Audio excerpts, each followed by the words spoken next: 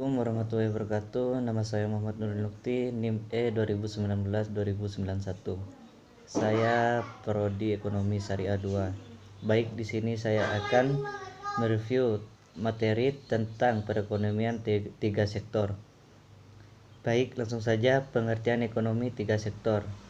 Ekonomi tiga sektor adalah perekonomian yang meliputi kegiatan dalam sektor perusahaan, rumah tangga, dan pemerintah.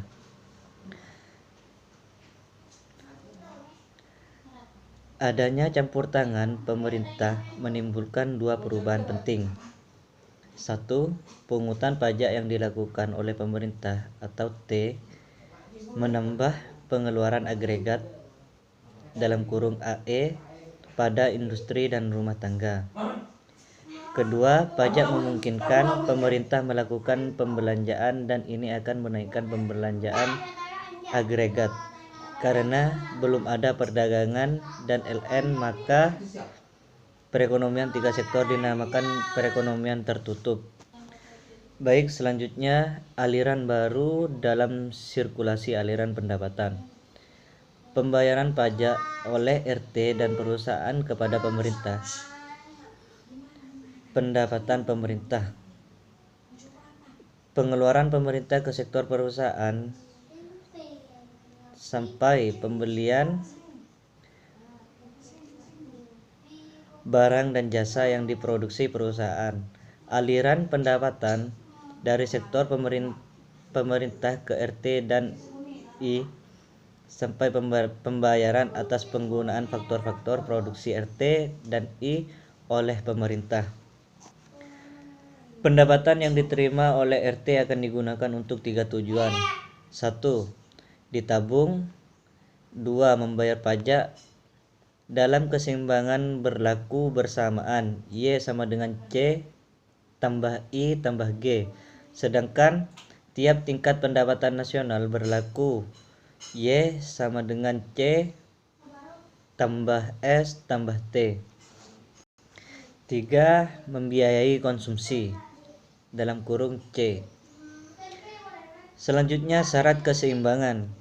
Penawaran agregat (AS) sama dengan agregat demand (AD) dalam perekonomian yang tidak melakukan perdagangan LN, yaitu AS sama dengan Y, sehingga pada keseimbangan pendapatan nasional berlaku persamaan C tambah I tambah G sama dengan C tambah S tambah T.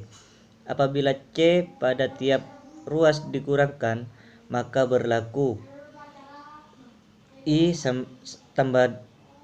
tambah G sama dengan S ditambah T. I tambah G adalah suntikan, S tambah T adalah bocoran.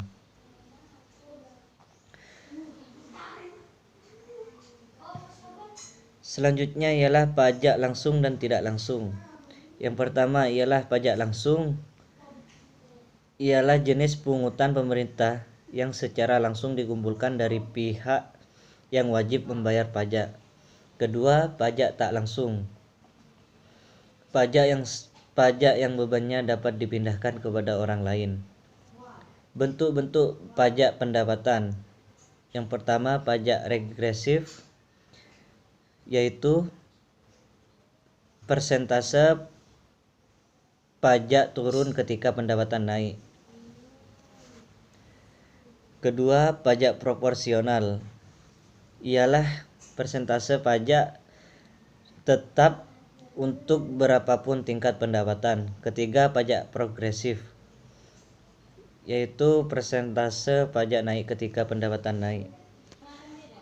Dan penjelasan yang terakhir ialah efek pajak terhadap konsumsi dan tabungan.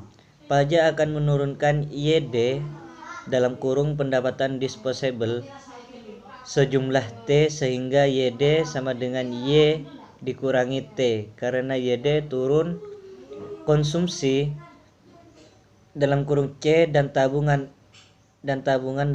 (S) juga turun. Baik, hanya itu yang bisa saya sampaikan. Kurang lebihnya saya mohon maaf. Wassalamualaikum warahmatullahi wabarakatuh.